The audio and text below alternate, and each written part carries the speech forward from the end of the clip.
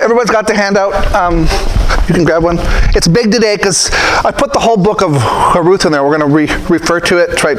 So it's only 85 verses, so you can fit the whole thing here. But let's pray. There's a typo in my prayer.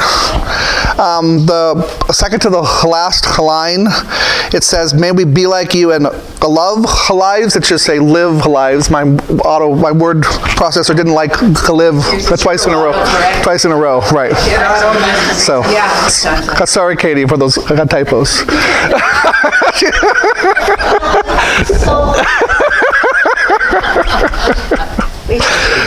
Right. Right, there we go.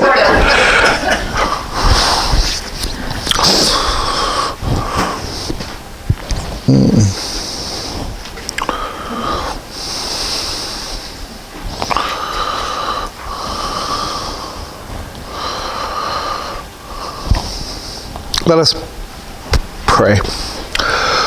Lord God, we thank you for these amazing stories of Naomi, Ruth, and Boaz, which demonstrate the loving kindness and faithfulness that you have for us and desire us to have for our fellow human beings. In such dark and difficult times, it's difficult to remember that you love us, and even harder for us to love our neighbors.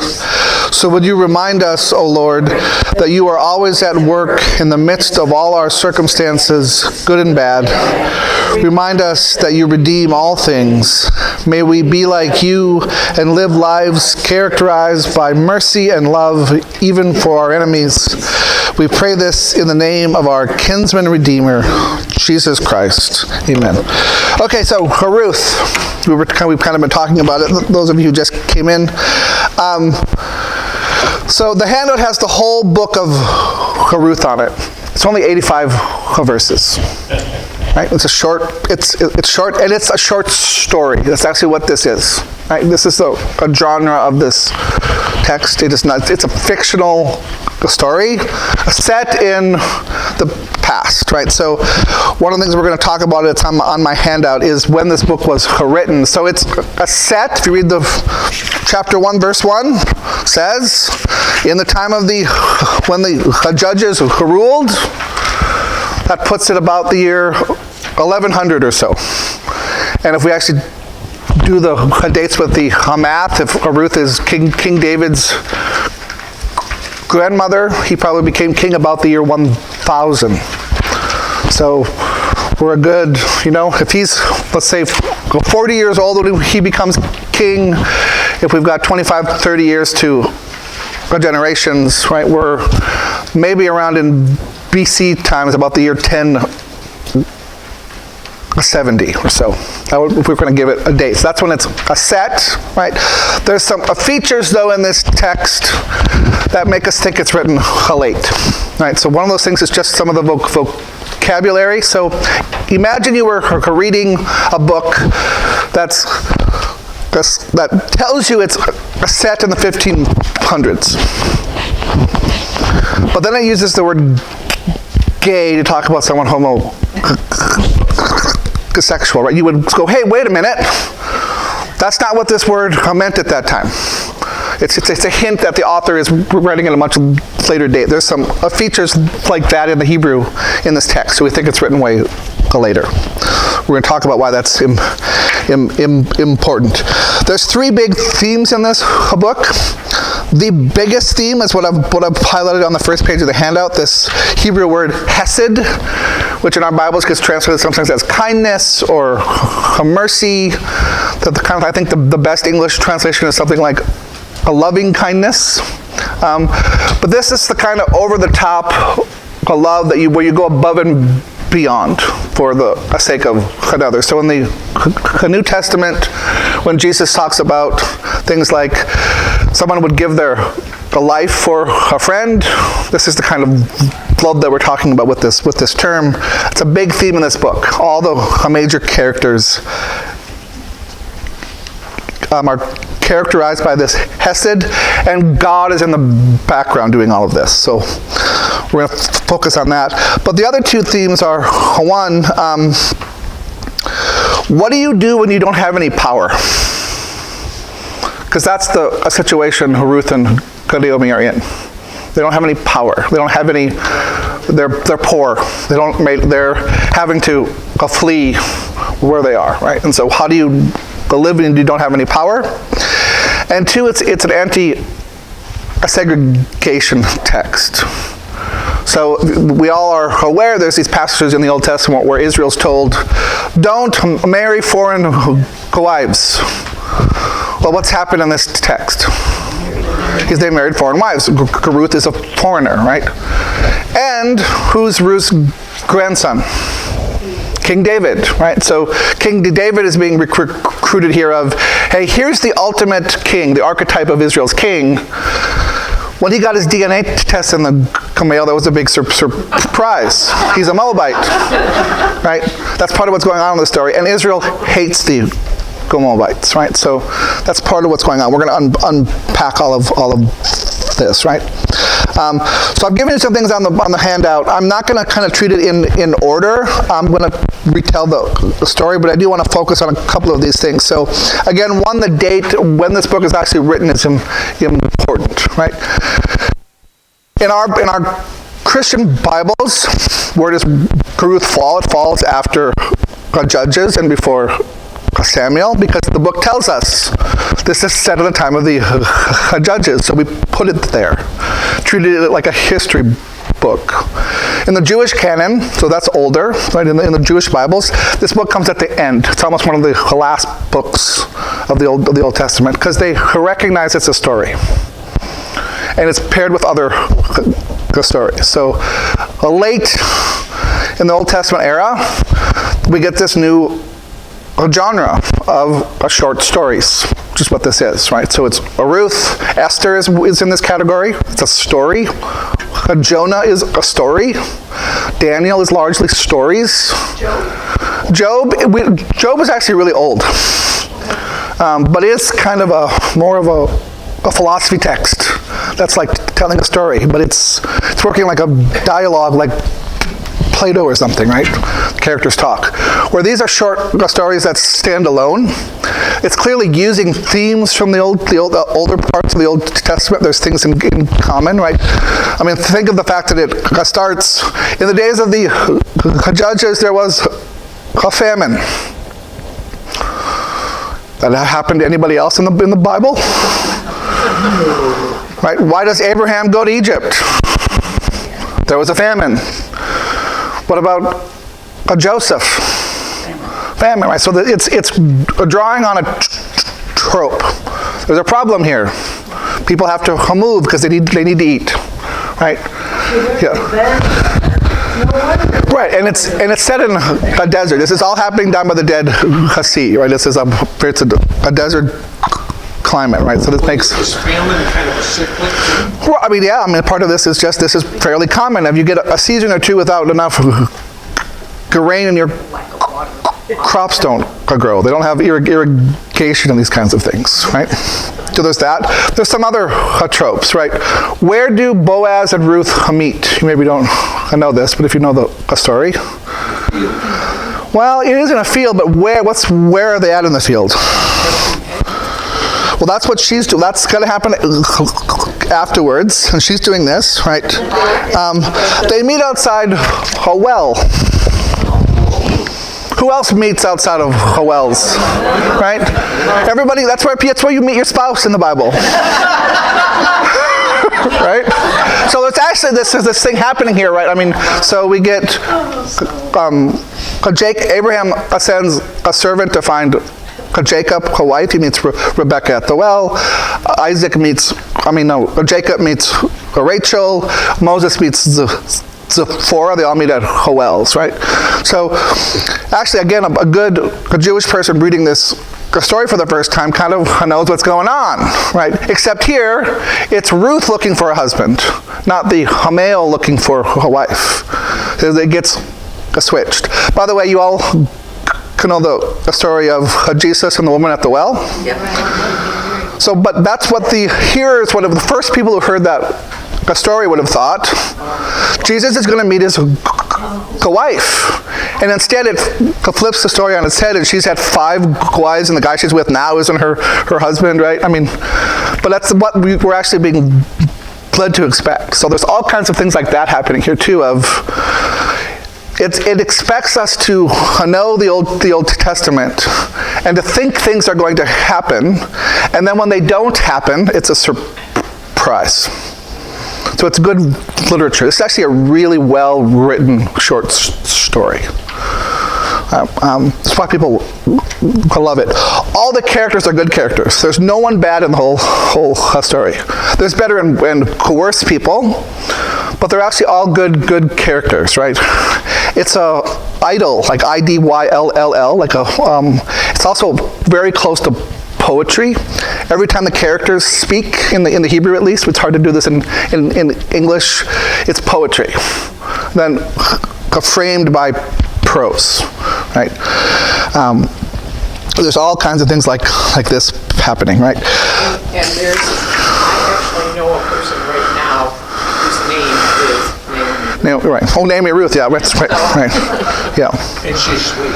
And she's sweet. Well, and so that's, by the way, I'm assuming Troy told you that's what her name means, right? So when she says in chapter 1, call me Tamara, at the end, that means bitter. So it's a play on words, right? All the characters, by the way, have names. So the dad who dies, we don't even get to meet him, he's dead. Eli Kamelech, his name means my God is king. Naomi means sweet. Their kids, Mahalon and Kilian, their names mean a sickness and destruction. Hint, hint, this is a story, right? What's going to happen to them? They're going to die and be destroyed, right? Right. Orpha, the other daughter-in-law, her name actually means the nape of your neck. Why? Because she turns around and goes home. And so Ruth sees the nape of her neck. Right? We need to actually translate all these names, right? Ruth is probably just a name, though it has connections to the Hebrew word for friend or a neighbor. And she shows a friendship and neighborliness.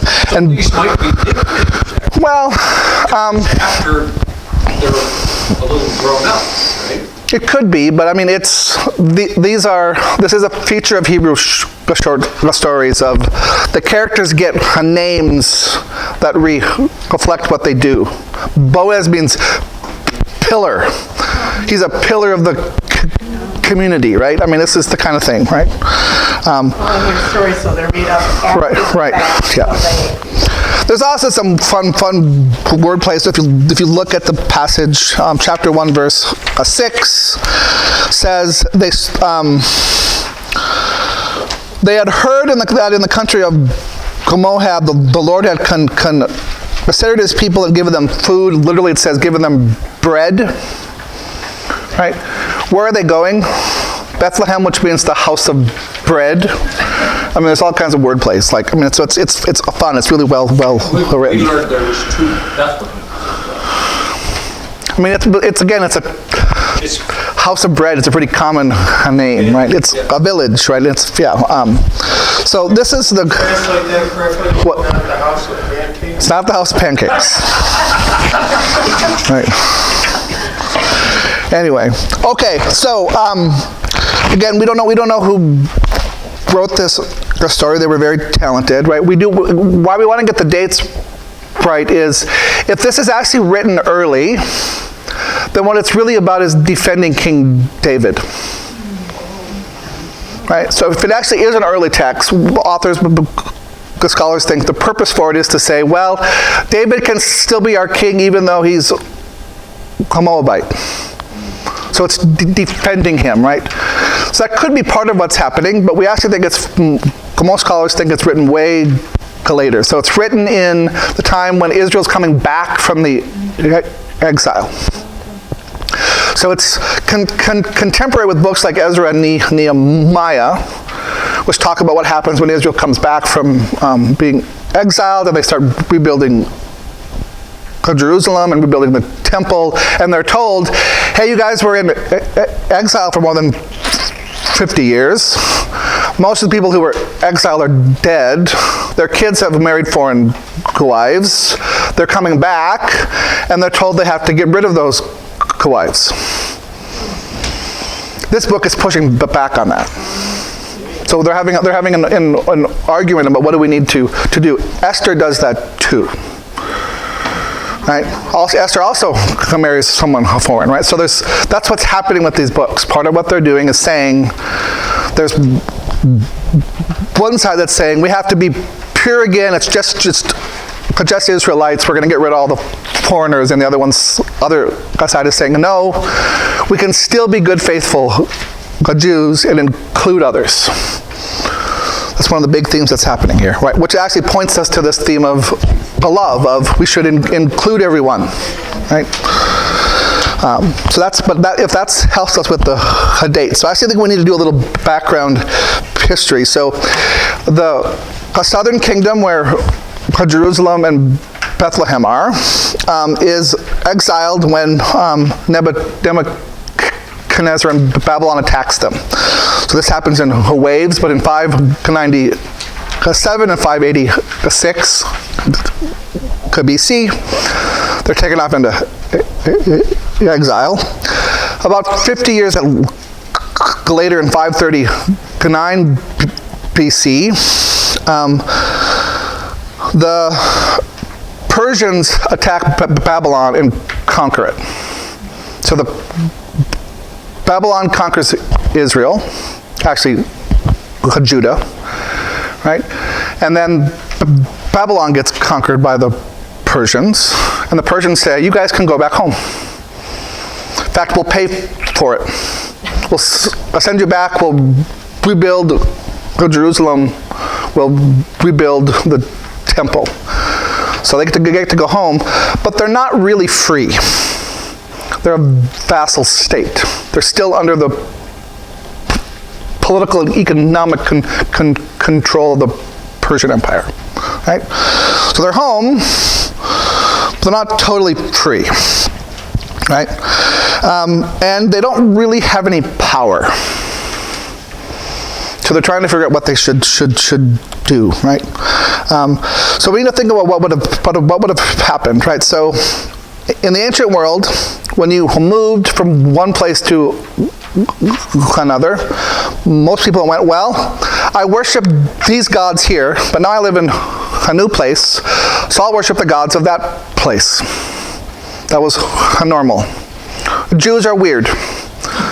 They said, no, we're going to worship the God there's only our God, and we're going to keep worshiping him, and if you want to kill us, go right ahead. Right? So this is what they do when they go to Babylon, right? And the Babylonians are actually okay with this. They think it's weird, but they're okay with it, right? But That happened with the Romans? well, the Romans happens too, right? But this is actually, we can get into this. The Romans were perfectly okay if you kept your own gods. You just had to worship their gods too. Because if you didn't, you were a bad citizen. Well, the Jews said no, and they gave them an exception, but it was because of their ethnic identity. It was tied up with their culture. Christians were coming from all kinds of different cultures and ethnic identities, and the Romans said, you don't get a special exception, which is why they were killing them. But it's because they actually saw them as a threat to the state. Right? You guys aren't doing what good citizens do, right? I mean, going and worshiping the Roman God was like saying the Pledge of Allegiance. The fact that they wouldn't do it made them bad citizens.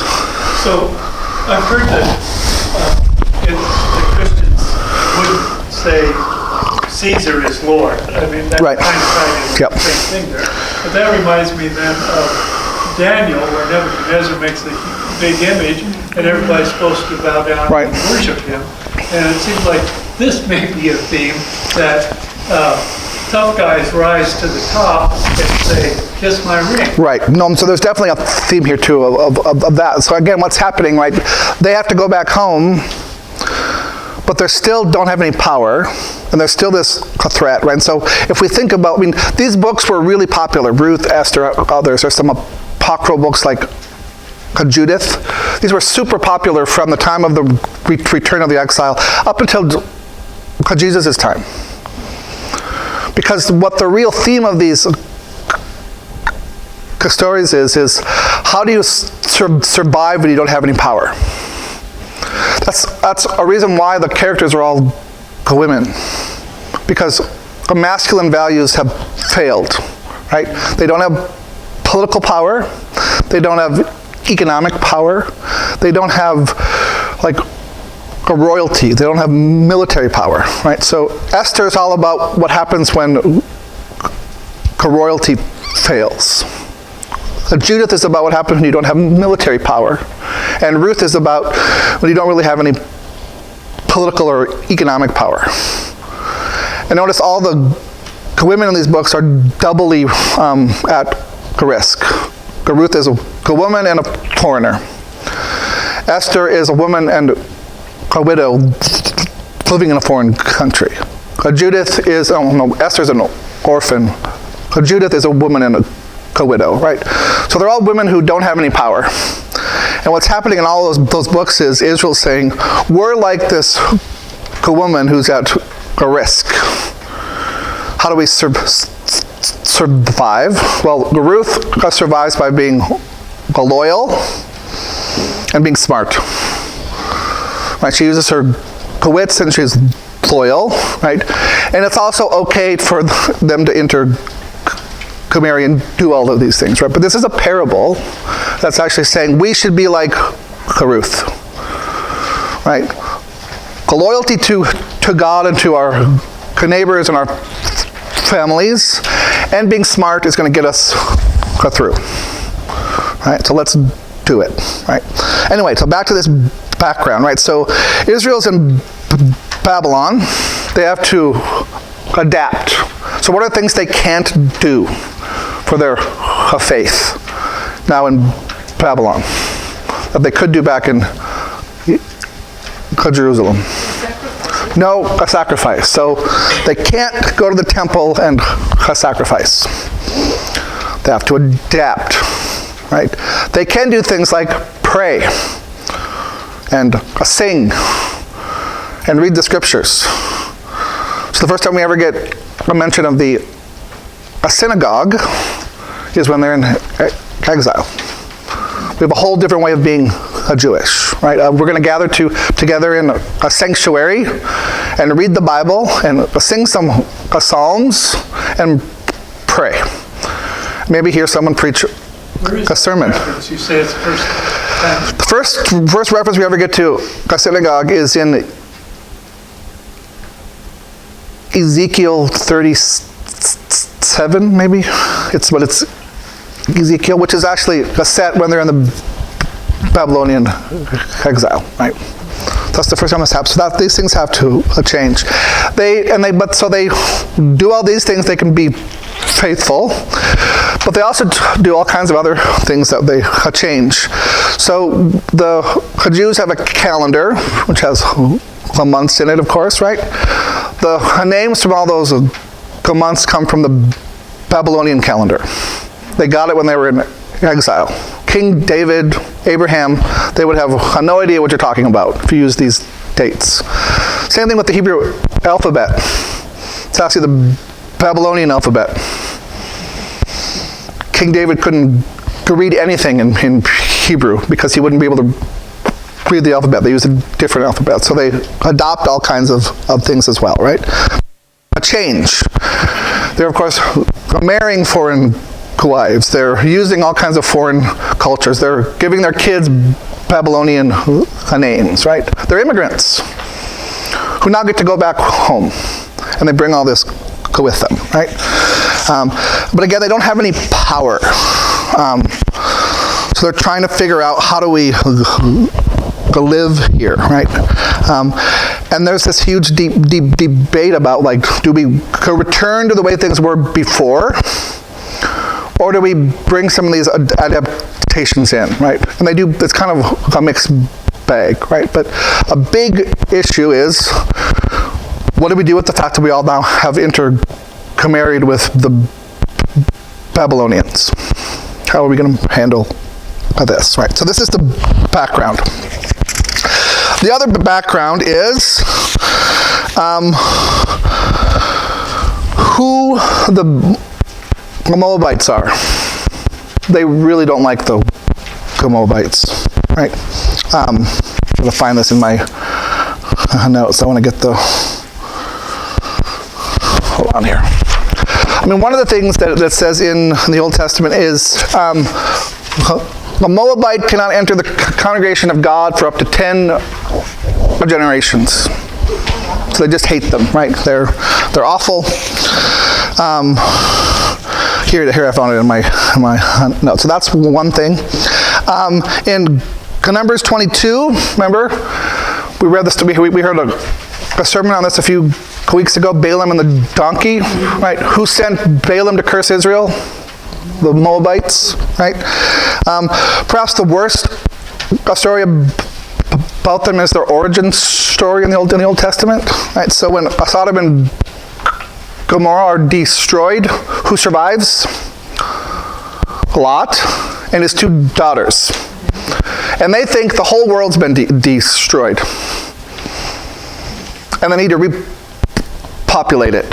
So the girls get dad drunk and get pregnant by him.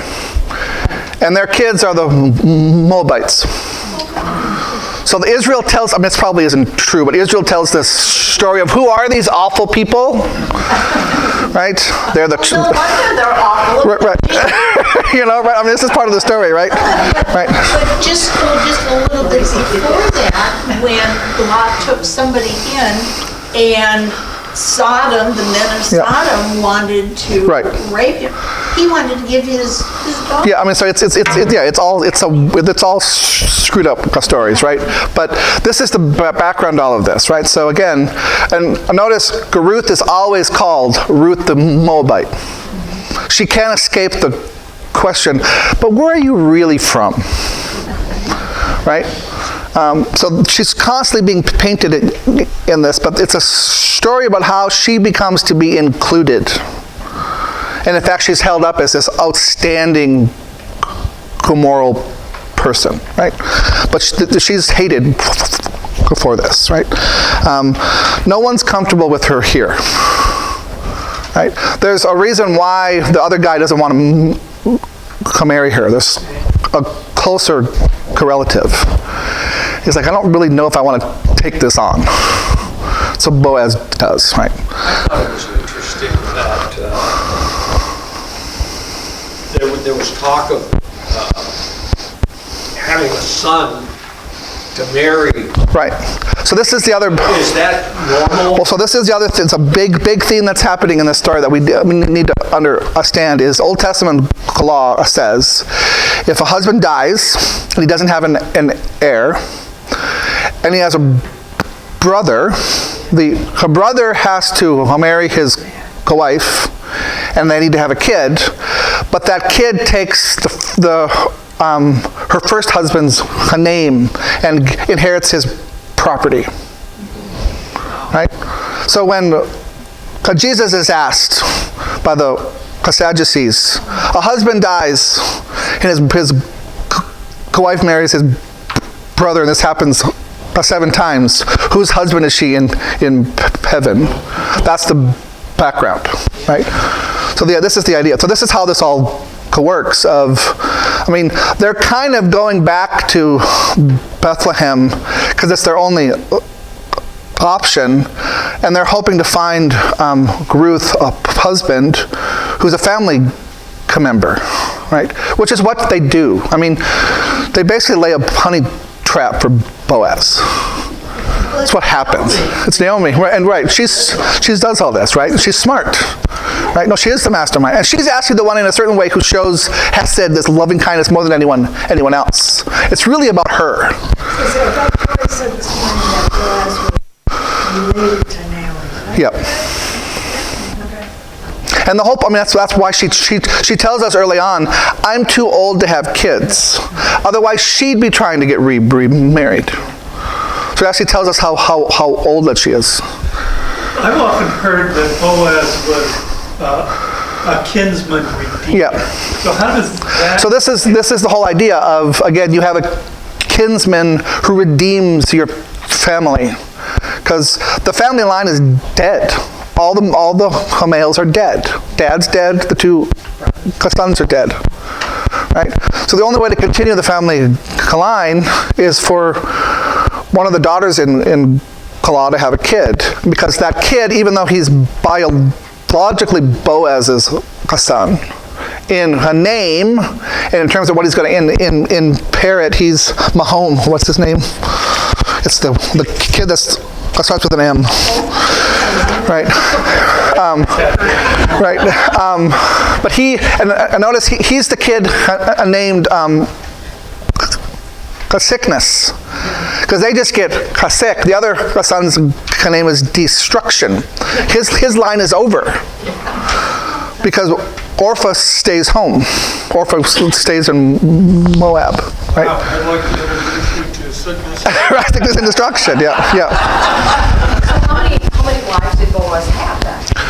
Well, I mean, we aren't told. So it could be that he doesn't have one. But like this is an era in which bigamy is possible, right? And what Polygamy. happens if she has a widow? Well, I mean, there's still inheritance that can happen if she gets married, but they would try to keep having kids until there was a boy, basically, right?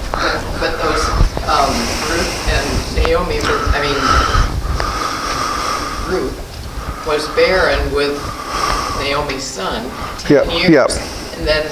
And then they expect that a new baby is going to be born instantly. Right, exactly. So this is part of the point, right? It's like, I mean, what would the other options would be for Naomi to have kids, and for Ruth and Orpha to marry them, right? Which there's going to be this huge age difference, obviously, right? There probably already is a huge age difference between Boaz and Ruth. Boaz is probably in his 40s, and Ruth is probably in her early 20s, right? So she probably hasn't been married to whatever his name is for 10 years. It's probably been recent, right? She's young. In fact, when Boaz sees her, he asks, "Whose girl is this?" Right? Assuming she's still under her father's authority. She's still at home, right? And then he's told, no, she's a Moabite, right? But that's the context here, right? Of she's actually trying to find a family member who's going to take care of them, and she does. So when you teach this to little kids, you say, "There's a story that's not true." right. No, what I mean, right? And there is this. I mean, there is this sort of at least PG-13 scene of, right? She goes into the threshing floor. So he didn't go home that night back to Bethlehem. He's out in the field, assuming he's going to get up early to work. And she gets all dressed up and goes in and lays down at his feet, which in the Hebrew, feet doesn't always mean feet. It's a euphemism, right? So he's probably asleep naked, and she uncovers the blanket and lays down in between his legs. And he wakes up and goes, "Whoa, what's going on?" Right? I mean, it's basically what happens, right? It's like, what's happening here, right? And right, and there's, we aren't really told what happened, but I think what we're led to believe is they don't do anything, right? And he actually praises her, right? Because I think this helps explain the age difference. He says to her, "Thank you for actually following the law and finding a family member rather than going after the young men." Remember, there's these young men out in the field who potentially are harassing her, right? But they could marry her too. She'd have someone her own age who's attractive, right? Where instead she's going after this older guy because it's actually what she's supposed to do by Jewish law, right? Well, I mean, it's money too, but I mean, it's. I think we're actually being led to believe she could have gone after some young, attractive guys. Instead, she goes after the old guy because it's the right thing to do by the law. An example of the kind of woman she is. Right. Yeah. No, that's exactly what it is. It's actually talking about her character. They're both described as a worthy multiple times. Right? She's not really that. Right. But it is kind of that. Like, it's kind of what's happening in a certain sense. Just take care of her. Just take care of her family, right? Naomi tells her to go after. Yeah, and Naomi also, so like, Naomi's explained to her how this works, right? So again, I mean, think about Ruth. She marries a guy whose country hates her country. There's already that tension. There's a famine again. Her husband dies. Her father-in-law dies. Her brother-in-law dies. It's just her sister-in-law and Naomi. Naomi has experienced moving to a country that hates you and lived there for 10 years. She says, I'm going to go back home now because I don't have anything. She tells her daughters-in-law to stay. Why? It's going to be really hard if you go with. People are going to hate you because you're a Moabite. I've experienced that as an Israelite living in Moab. Right? So, but Ruth says, no, I'm going with you anyway. In fact, she famously says, die if I'm not faithful to you. So she's showing this hesed, this deep love for her mother-in-law, even though she knows it's going to put her at great risk. They go there, they don't have anything. They're dirt poor. She's out doing, again, the Hebrew law says that when you harvest your grain, you can't pick up what falls on the ground for the poor. That's what following the guy harvesting, picking up the gleaning, so they have food. So she probably every day gets a bag that's enough to make a few loaves of bread. She has to do this every single day. And it tells us she's on her feet all day long. So she's a hard worker. Right? So this is what's happening. This is why he can tell her, everybody knows how faithful you are. Right? The townspeople support you. They've seen who you are. Right? So all this happens. There's this. We got to have these details of this other guy who can actually. He has the first rights to marry her. He says no.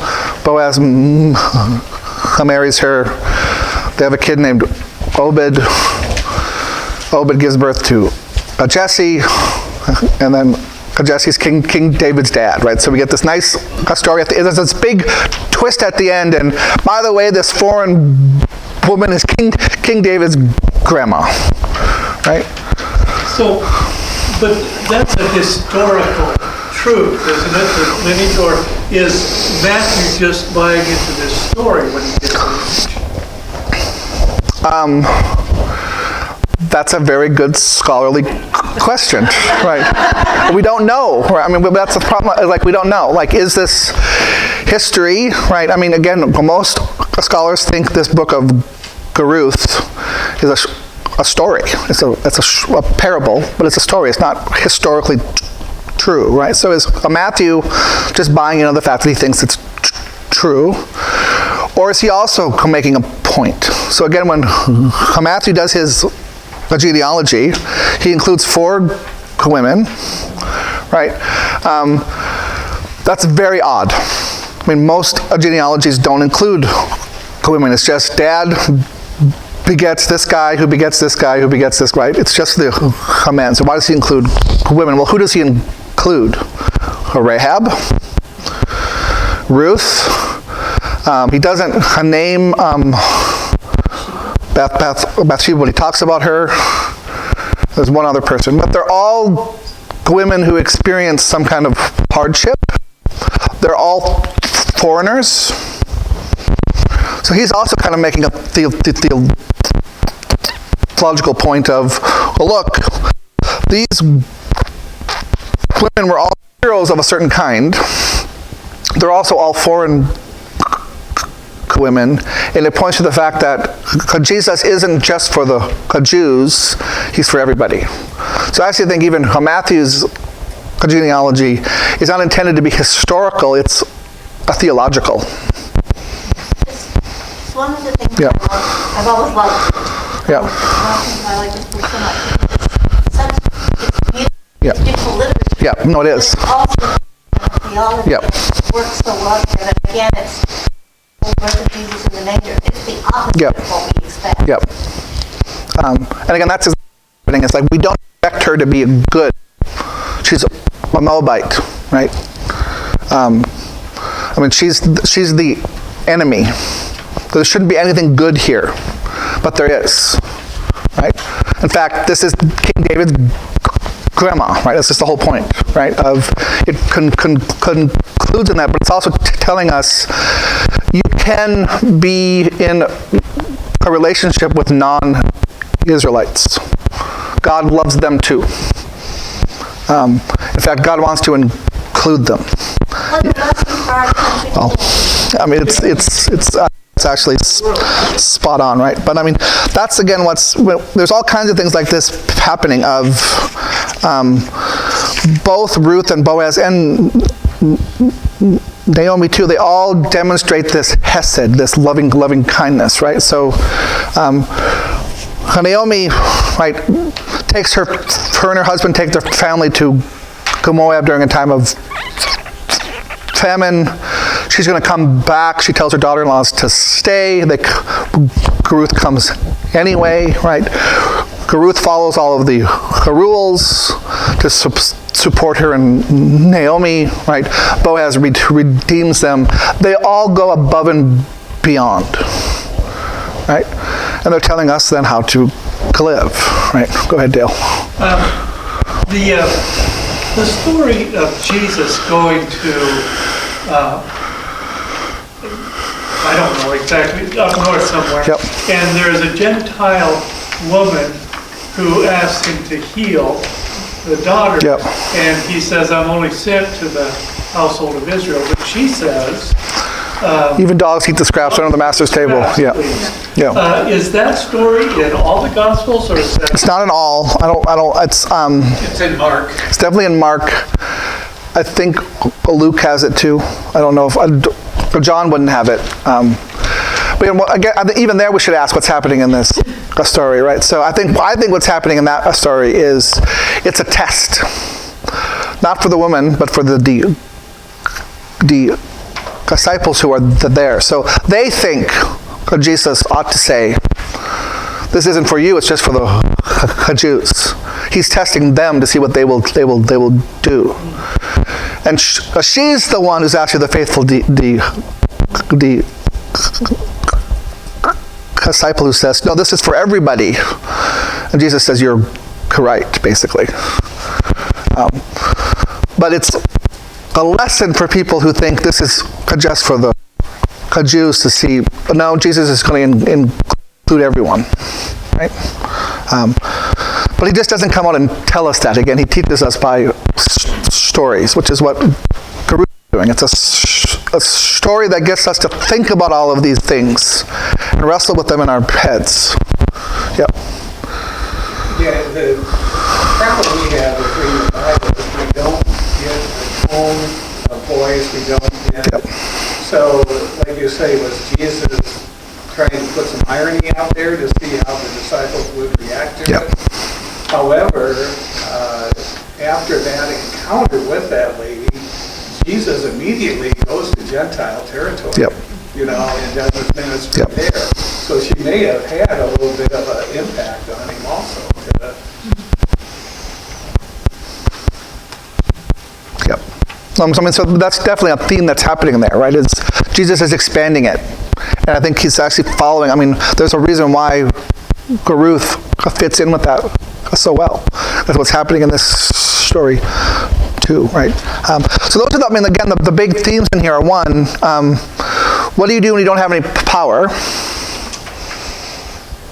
So you're Israel having returned from exile, right? But everybody around you is a more powerful nation who can easily destroy you, What do?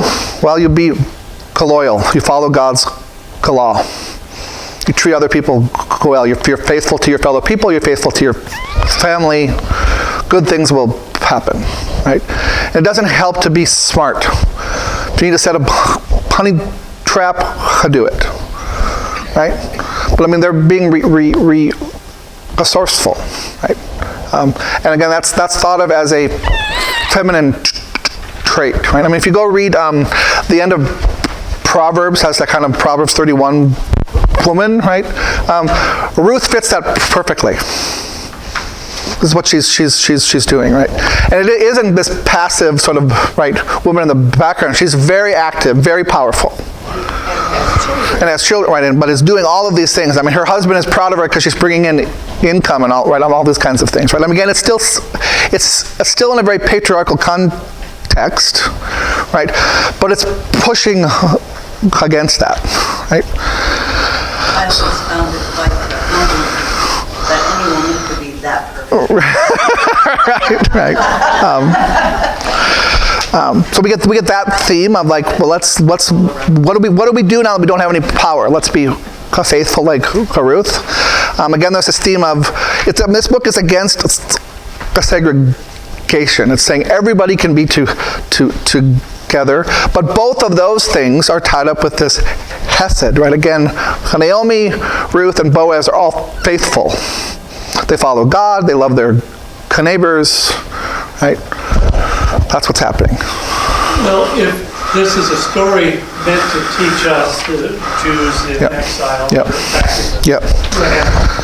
so all those things that you just mentioned, and yet it's very patriarchal. So be resourceful, follow the law, and let's make sure the men are in charge. Is that what, I mean, meeting at the gate, who goes to the, Boaz goes to the gate to do this business. Are there women at the gate, or is this reinforcing a patriarchy too? So I think it's very much set in a time when patriarchy is everything, and then it's being written in a time when patriarchy is the norm, right? So it doesn't question that that's the way the world is, but it is talking about how do you survive in that context, right? And again, I notice, what Israel is basically saying in this story is, we are like a woman who are under the power of these other nations, right? And I think if you start thinking that way, pretty soon it's pretty easy to make the move of, well, it's a bad thing if there's a more powerful country that has their thumb on us. And if we explain that by analogy to patriarchy, maybe patriarchy is a bad thing too. I actually think that's how that's how we should be applying the story. It's a story of hope, though. Oh, absolutely. We're always supposed to be trying to show and demonstrate who we hope for the rest. Yep. It's a story of Yeah, people need to go, so we're over time. But And all these stories are men make all the problems, women fix it. But I do think it's right. I do think that, like, Naomi and Ruth are the driving characters who kind of go recruit Boaz to be part of this. They find him, and he's faithful. Yeah, I think it's the influence of your purple shirt. Well, good. There's all kinds of other things going on in here, but right, we only have so much time. Well, this is an